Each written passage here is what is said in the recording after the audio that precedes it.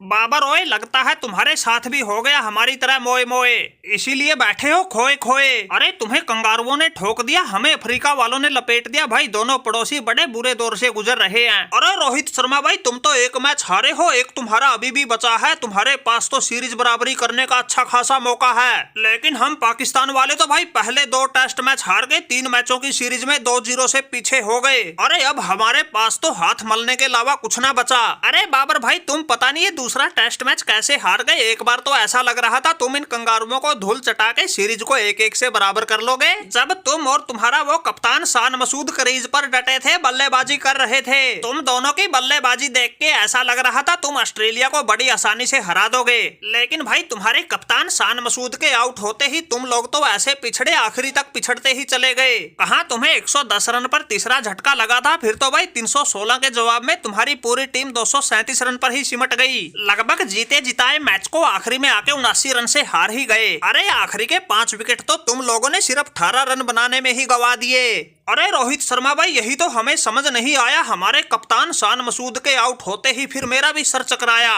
और उनके पवेलियन पहुंचते ही कुछ देर बाद मैंने भी अपना विकेट गवाया। फिर तो मानो भाई जैसे विकेटों की झड़ी ही लग गई हो, कोई क्रीज पर नहीं टिक पा रहा था। अरे आखिरी में आके हमारे सलमान अली आगा ने जितवाने के लिए खूब हाथ पांव मारे, लेकिन बेचारा वो भी 50 रन की पारी खेल के पवेलियन लौट आया। उससे पहले हमारे कप्तान शान मसूद ने 60 रन बनाए थे, मैंने भी 41 रन की जुझारू पारी खेली थी। अरे जब मैं और मसूद बल्लेबाजी कर रहे थे तब तो लग ही रहा था जैसे पाकिस्तान इन कंगारुओं को धूल चटा ही देगा, लेकिन भाई हमारे आउट होते ही जो जीत की आस उम्मीद टूटी थी, उसी आस उम्मीद को हमारे रिजवान और सलमान ने एक बार फिर जगाया। दोनों ने मिलकर मैच को ऐसा बनाया, ऐसा लग रहा था जैसे पाकिस्तान अब तो बाजी मार ही लेगा, लेकिन फिर भाई पैट कमिंस की गेंद हमारे रिजवान के कोहनी से थोड़े नीचे हाथ से टकराई और विकेट कीपर के हाथों में चली गई, और अंपायर ने भी नॉट आउट दे दिया था।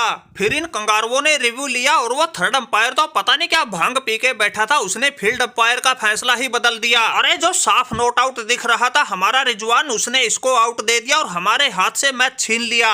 अरे ये बेईमान कंगारू तो दूसरे देश में जाके बेईमानी कर जाए, यहाँ तो फिर इनके खुद के घर में ही मैच था, इसलिए इन्होंने यहाँ तो ऐसी ओछी हरकतें करनी ही थी। अरे वाह भाई वाह, बाबर हार पचाने का, अपना मन समझाने का बड़ा अच्छा बहाना ढूंढा। अरे हम तो तुम्हें तुम्हारे घर में घुस के ठोक दे, तुम यहाँ सपने देख रहे हो ऑस्ट्रेलिया को ऑस्ट्रेलिया में आके हराने के। अरे इस पैट कमिंस ने कभी हारना ही नहीं सीखा, हमारे सामने तो चाहे कोई भी आया, हमने तो अच्छे अच्छों के धरती में हाथ टिकवा दिए थे, और जो अपने आप को बड़े खब्बी खां समझ रहे थे, हमने तो वो भी बड़े बड़े टूर्नामेंटों में घुटनों के बल चला दिए थे, घर में घुसकर ही हरा दिए थे। अरे बाबर भाई, फिर तुम पाकिस्तान वालों की तो हमारे सामने औकात ही क्या थी। अरे तुम्हें तो हमने अपनी धरती पर लगातार 16वां टेस्ट मैच हराया है। अरे तुम्हें हमारे देश में आके हमारे खिलाफ टेस्ट मैच जीते हुए पूरा जमाना बीत गया, और इल्जाम लगाते हो हम बेईमानी से जीत गए। अरे बाबर भाई, इसमें तुम्हारा कसूर ना है, तुम्हारे साथ साथ तुम्हारे पड़ोसियों की भी ऐसे ही हार के बाद इल्जाम लगाने की आदत है। अरे हमने जब इन इंडिया वालों को वर्ल्ड टेस्ट चैंपियनशिप के फाइनल में इंग्लैंड बुला के रगड़ा था,